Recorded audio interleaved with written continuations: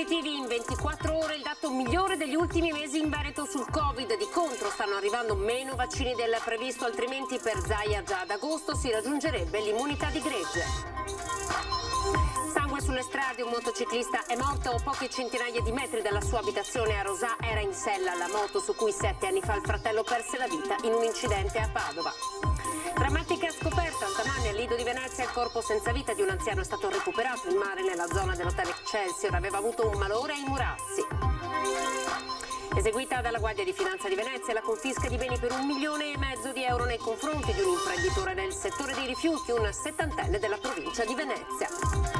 Da Verona a Venezia, Belluno rinforzi per l'estate, dal mare alla montagna in arrivo nuove unità per polizia, carabinieri e guardia di finanza. A dare l'annuncio il leader della Lega, Matteo Salvini.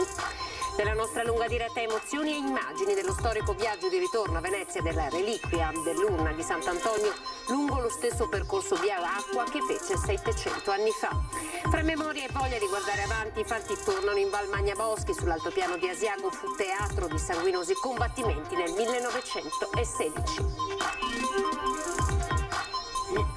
Buonasera, ben ritrovati in diretta con l'informazione di TG Veneto. Partiamo subito con i dati legati al coronavirus, ma i numeri così bassi legati ai contagi. Nelle ultime 24 ore solo 8 i nuovi positivi. Di contro però, come avete sentito dai titoli, mancano i vaccini. Le previsioni rispetto ai reali arrivi di forniture sono state davvero diverse e così l'immunità di gregge che si sarebbe potuta raggiungere ad agosto forse non ci sarà. Sentiamo il presidente Zaia. La notizia arriva un po' in sordina e segue il dato assolutamente positivo dei soli 8 nuovi contagiati da Covid nelle ultime 24 ore in Veneto, il dato migliore da mesi, cui però Zaia fa seguire un'ultima ora. Alle promesse di nuovi arrivi del generale Figliuolo in Veneto soltanto il 13 maggio scorso non ha fatto seguito un reale cambio di passo nelle consegne. Dal 23 di aprile a luglio, con le previsioni di tutto questo periodo, siamo a meno 25,60 di Pfizer e meno 65,74 di Moderna. Ne parlavo anche l'altro giorno col commissario Figliuolo, anzi l'altro giorno, sabato sera, e c'è questo tema, c'è il tema che ci vuole una fornitura, c'è una straordinaria di vaccini. La Regione continua a mantenere una media di 40.000 vaccinazioni al giorno, una macchina dunque che non sfrutta ancora tutto il suo potenziale organizzativo. Se le forniture corrispondessero alle previsioni, il Veneto, secondo Zaia, potrebbe raggiungere l'immunità di gregge ad agosto. Viste le prenotazioni e tutto, vedo che insomma se riuscisse ad arrivarci un bel po' di vaccini ad agosto il giro di boa lo facciamo. Il presidente cita l'esempio padovano: dei 7 ricoverati in terapia intensiva 4 non sono vaccinati, 3 avevano appena effettuato la prima dose.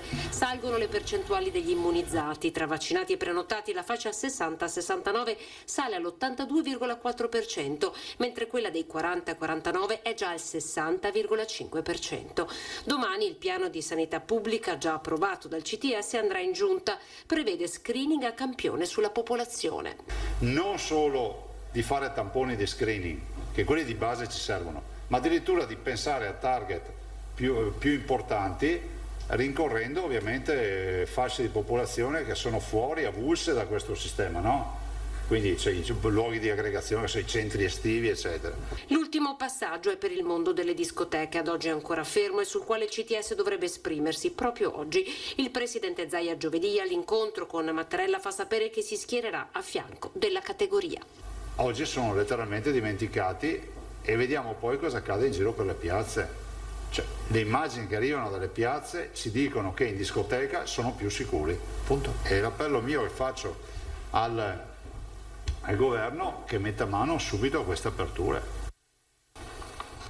Il CTS deciderà proprio oggi dell'utilizzo della mascherina all'aperto e poi della riapertura delle discoteche. Allora di questo tema si occuperà il sondaggio della puntata di Ring di oggi. Via le mascherine all'aperto, siete d'accordo? Se la vostra risposta è affermativa componete lo 0422 16 26 691, se invece è negativa lo 0422 16 26 690. Vi ricordo come sempre che la chiamata è gratuita, se sentite occupato il vostro voto è stato registrato ugualmente. E dal sondaggio di oggi alla pagina della cronaca andiamo a Rosà, nel Bassanese, sangue sulle strade, un motociclista è morto a poche centinaia di metri dalla sua abitazione, è morto esattamente come il fratello 7 anni fa. Un mazzo di rose per ricordare Mirko Marchetti, il centauro 34enne morto l'altra notte schiantandosi in sella alla sua moto a poche centinaia di metri dalla sua abitazione a Rosà. La stessa moto su cui 7 anni prima perse la vita il fratello Mauro a Padova. L'uomo stava percorrendo via Marconi provenendo da Tezze sul Brenta quando, giunto all'altezza di una semicurva, ha perso il controllo della Triumph 986 e si è schiantato contro un segnale stradale, oggi tolto e posto sotto sequestro così come la due ruote, per poi finire in mezzo all'erba accanto all'albero che state vedendo decapitato. Uno scenario agghiacciante quello che si è presentato davanti agli occhi dei sanitari allertati da un automobilista in transito che ha notato il corpo di Mirko. Per i rilievi, i carabinieri che stanno cercando di ricostruire la dinamica, un malore, un guasto della moto, la velocità, non escludono alcune ipotesi. Forse l'autopsia sul corpo del 34enne, impresario edile con una sua azienda marchesane che viveva in via Cadolfin a Rosà con la compagna e stava per diventare papà. Andiamo a Padova. Dopo l'incidente all'aeroporto Gino Allegri esiste in quel luogo dalla città dal 1916 quell'aeroporto. Sapete che un aereo si è schiantato proprio nel cuore del quartiere, uno dei più popolosi, il quartiere San Giuseppe. Abbiamo raccolto dunque noi le preoccupazioni dei residenti dopo quello che è accaduto. Perché qua ci arrivano, quando atterrano arrivano dalle case qua. Arrivano, ce le troviamo qua sopra più di una volta e è sempre un rischio per me. Io non me ne intendo più di tanto, però. C'è chi dice ma i voli sono pochissimi. Sì, però visto e considerato cos'è successo, noi ci poniamo anche il problema per la nostra incolumità. Io non ho problemi, non mi sento a disagio a vivere vicino all'aeroporto. Qualche volta passano tanto bassi, quello sì.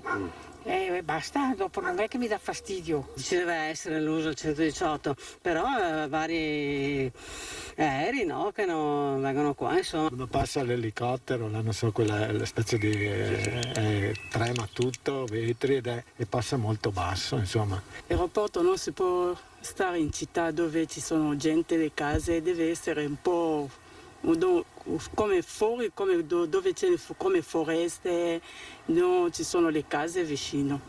Per me preoccupa un po', è un po' pericoloso.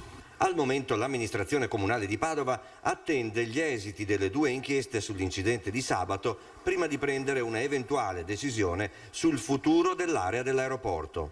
Se un esito fosse tale da portare alle queste indagini a ritenere l'aeroporto impossibile da essere messo in sicurezza, c'è l'apertura e il dialogo totale da parte dell'amministrazione di Padova di dialogare con l'ente e quindi aeroportuale, il demane quindi con lo Stato, per trovare una soluzione che vada prima di tutto a salvaguardare la sicurezza dei cittadini. È morto il pilota?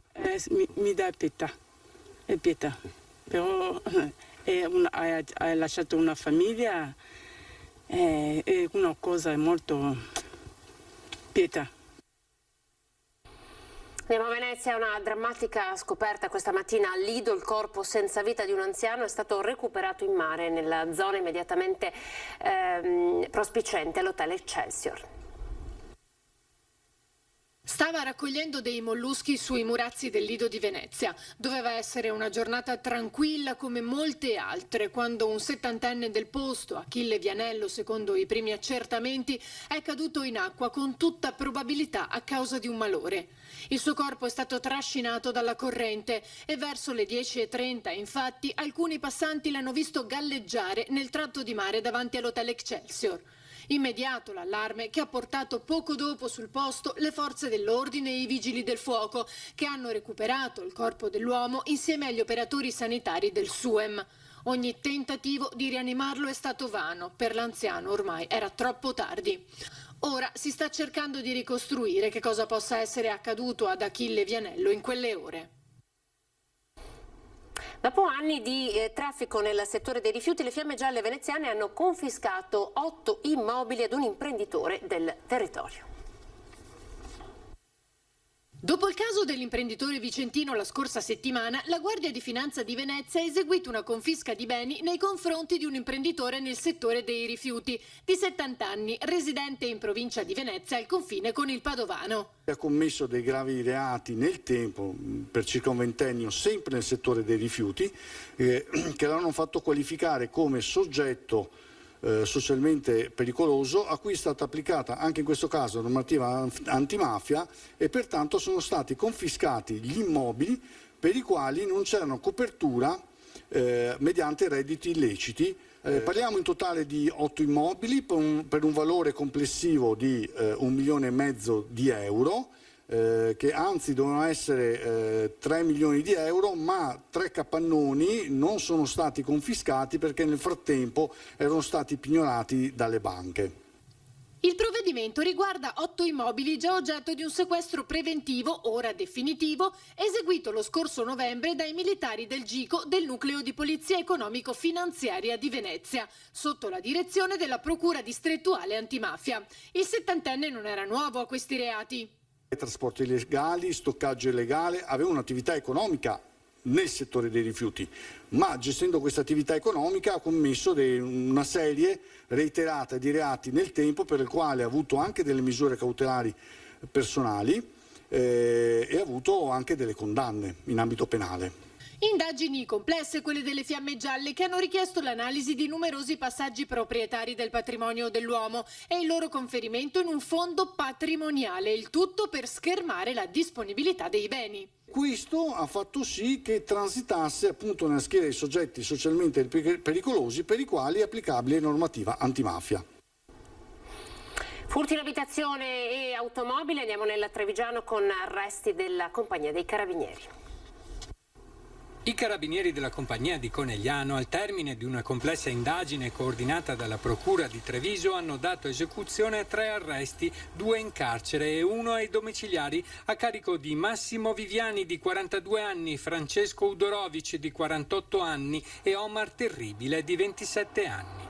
I 3 sono ritenuti responsabili di una serie di furti registrati negli ultimi mesi in abitazioni e in automobili nel Trevigiano e nel Veneziano.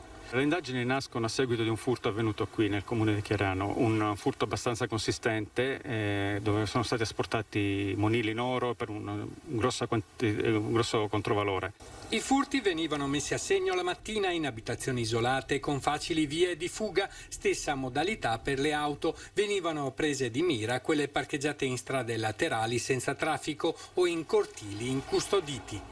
Nel gennaio 2021 la banda aveva rubato una borsa da una macchina in sosta a Musile di Piave e delle carte di credito sempre da un'automobile nelle vicinanze di una casa di Ponte di Piave. Dopo una serie di tentati furti erano riusciti a mettere a segno un altro colpo a San Donà di Piave. Sempre nello stesso comune avevano poi svaligiato un'abitazione dove erano riusciti a prendersi una decina di orologi di marca e dei contanti e una tessera bancomat con la quale avevano prelevato altro denaro. Fondamentale per le indagini l'individuazione dell'auto utilizzata dai ladri. Usavano sempre un Alfa Romeo, notata da vari testimoni, intestata a una donna che aveva intrecciato una relazione con uno degli accusati.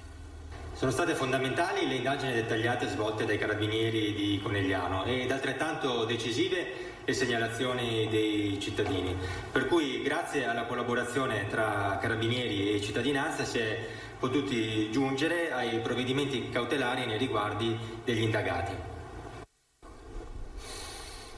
Ora a Padova, fine settimana di risse e schiamazzi in centro, l'ultimo di cui vi abbiamo raccontato era proprio al Duomo, ora i residenti sono stanchi.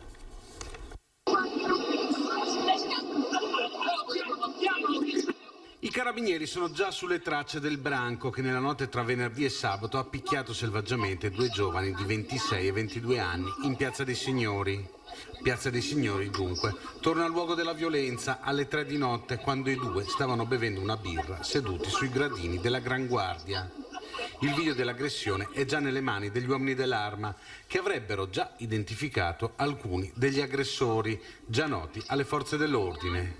Sempre venerdì, ma in Piazza Duomo, va in scena un'altra rissa che vede contrapposti 3 ventenni stranieri e 2 italiani. Gli italiani hanno avuto la peggio. Situazione incandescente dunque, la ripartenza ripropone problemi ben noti prima dell'emergenza sanitaria. Le forze dell'ordine presidiano le zone più calde, ma la situazione resta di difficile gestione. Sabato intanto gli agenti della Polizia Municipale hanno chiuso per 5 giorni il bar Fly di Galleria Tito Livio perché tra un cliente e l'altro non pulivano i tavolini ed è stato multato un altro bar del centro che dava da bere alcolici ai minori. Rinforzi, polizia, carabinieri e guardia di finanza non solo sulle spiagge ma anche in montagna, a dare l'annuncio il leader della Lega Matteo Salvini. Venerdì a Mestre aveva annunciato i rinforzi tanto attesi sul litorale e su quelle spiagge teatro della movida selvaggia. In queste ore è stata la volta della montagna. L'annuncio del leader della Lega Matteo Salvini, azionista del governo Draghi, è arrivato in tarda mattinata. 15 fra donne e uomini in divisa, in più nel bellunese in vista della stagione turistica. La richiesta di rinforzi, l'ultima della serie, era arrivata nell'aprile scorso dal sindacato bellunese di polizia. C'è un assoluto bisogno perché, come abbiamo recentemente segnalato, ci sono degli uffici che sono in carenza di personale, quindi in estrema sofferenza. La questione calda è quella della viabilità lungo le valli e il presidio del territorio al di là dell'estate. Questo è una boccata d'ossigeno per un periodo particolarmente critico, però è anche vero che terminato il periodo vacanziero rimangono poi gli effetti di uffici che sono con un organico ridotto all'osso. Mi riferisco soprattutto alla specialità della polizia stradale, quindi ben venga sicuramente questo dispositivo di rinforzo, ma noi puntiamo e lavoriamo perché vengano assegnati in forma stabile. E su questo fronte c'è l'impegno della Lega Provinciale con il senatore Paolo Saviane. Lavoreremo con il Viminale per garantire continuità di azione, assicura. Collegata per Saviane anche la partita del mantenimento della caserma dei Carabinieri di Gosaldo, punto di riferimento per il quale si sta mobilitando l'intero territorio. Andiamo in pubblicità, linea alla regia.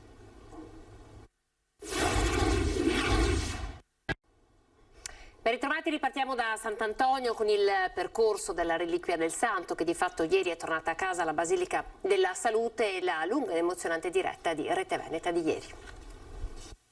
Lo vedete, padre Oliviero Svanera, rettore della Basilica di Sant'Antonio, che ha con sé la reliquia. Svanera, esce dal Santo per imbarcarsi al portello, salutato dall'alzata di remi delle imbarcazioni storiche venete. La Basilica di Sant'Antonio e la Basilica della Madonna della Salute attestano la devozione del popolo di Dio e dei fedeli che vi accorrono da ogni parte per incontrare il Santo e Maria Santissima. È iniziato così, con una benedizione dalle acque, il viaggio di ritorno a Venezia della reliquia dell'avambraccio di Sant'Antonio che dopo una settimana di ostensione ha lasciato la Basilica del Santo a Padova. La reliquia a bordo di un'imbarcazione dei Carabinieri ha ripercorso l'antico tragitto, lo stesso fatto nel 1652 quando venne donata dai frati del Santo alla Serenissima. Un viaggio suggestivo lungo la riviera del Brenta che Rete Veneta, canale del nostro network Media Nord-Est, ha seguito passo passo in diretta per portare nelle vostre case l'emozione del pellegrinaggio della reliquia. E ora insieme diciamo la preghiera che Gesù ci ha insegnato. A Noventa Padovana, Stra, Dolo, Mire, Oriago le soste per una preghiera e una benedizione. Lungo il tragitto, affacciati dalle case o in trepidante attesa sugli argini, migliaia e migliaia di fedeli hanno salutato il passaggio della barca. Meraviglioso, meraviglioso, la storia che tutto il mondo può guardare anche in questo momento attraverso i nostri canali e siti internet. L'arrivo in laguna e l'ingresso in Canal Grande, dove in campo San Samuele ad attenderla c'era il patriarca di Venezia, Francesco Moraglia. Sale a bordo della Dogaressa il patriarca di Venezia Francesco Moraglia, è un momento storico. Immagini uniche per questo storico momento che ha segnato le celebrazioni del Giugno Antoniano che ha unito quest'anno, nel segno del Santo, Padova e Venezia.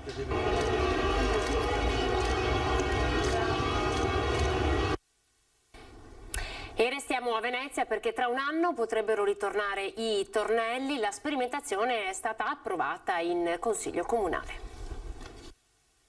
Manca ancora più di un anno, ma la notizia fa già molto discutere. Dall'estate 2022 potrebbero tornare operativi a Venezia i tornelli, auspicando che il turismo riparta.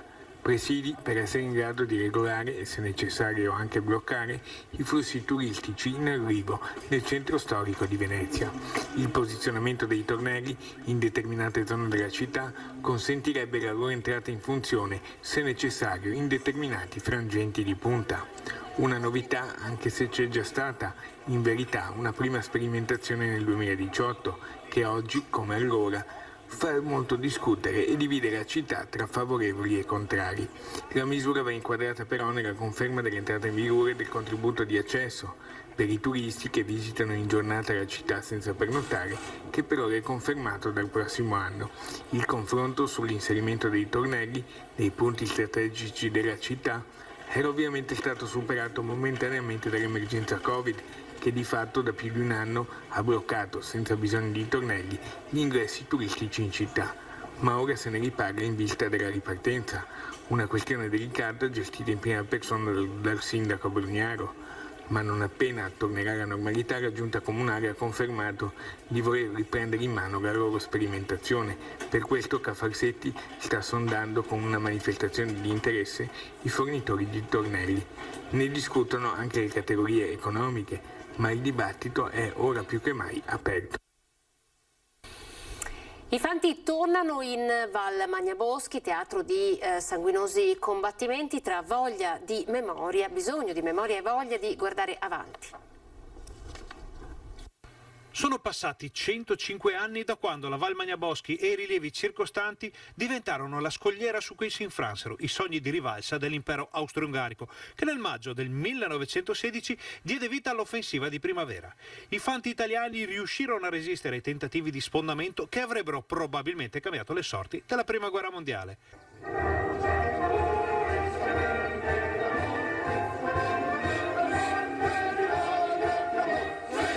Oggi quelle valli e quelle montagne sono luoghi di pace e di verde, ma ogni anno i fanti rendono omaggio a chi ha vissuto quei giorni e a chi in quei giorni ha perso la vita.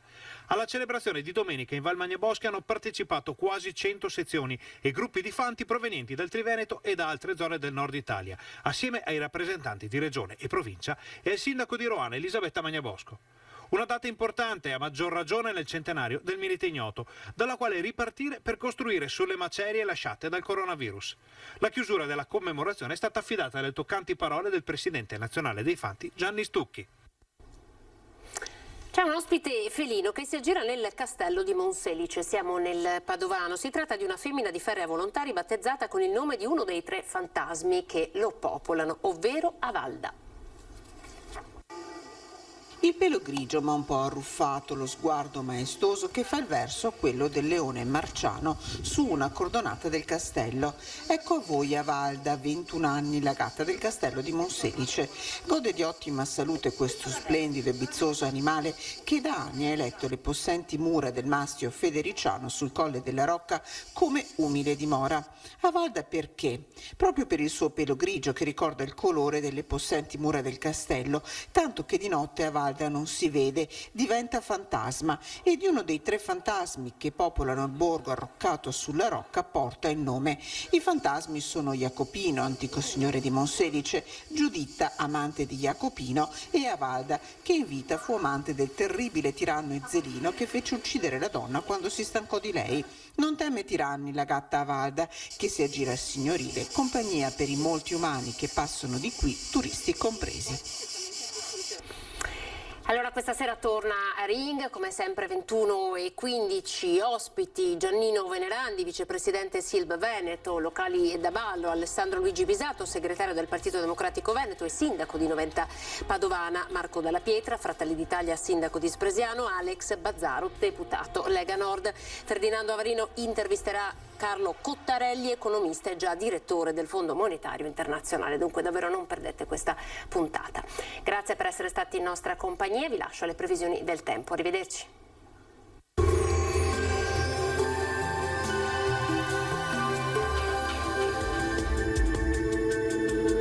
Benvenuti al Meteo. L'ondata L'ondata di caldo africano non molla la presa, nessuna tregua, con l'aria rovente che insisterà anche nei prossimi giorni. Vediamo insieme il dettaglio di martedì 22 giugno. Sul Veneto l'alta pressione ci regala una giornata ampiamente soleggiata, il cielo sarà sereno o velato salvo per il possibile sviluppo di cumuli sulle zone montane. Precipitazioni in genere assenti, tuttavia non si esclude qualche locale acquazzone nel corso del pomeriggio sui rilievi. Temperature bollenti, minime tra 19 e 23 gradi, valori massimi compresi invece tra i 28 e i 34 gradi. Ci spostiamo ora sul Friuli Venezia Giulia, dove avremo una giornata soleggiata dappertutto. Anche qui il cielo si presenterà sgombro da nubi e senza piogge. Temperature minime tra 19 e 24 gradi, valori massimi invece sui 29-33 gradi. Infine uno sguardo alla situazione del Trentino Alto Adige, dove non cambia lo scenario, sarà soleggiato un po' su tutti i settori, lo vedete, al massimo con qualche velatura. Temperature minime intorno ai 20-21 gradi, massime infine sui 32 gradi all'incirca. Dal meteo di Antena 3 per ora è tutto, grazie per l'attenzione, arrivederci al prossimo aggiornamento.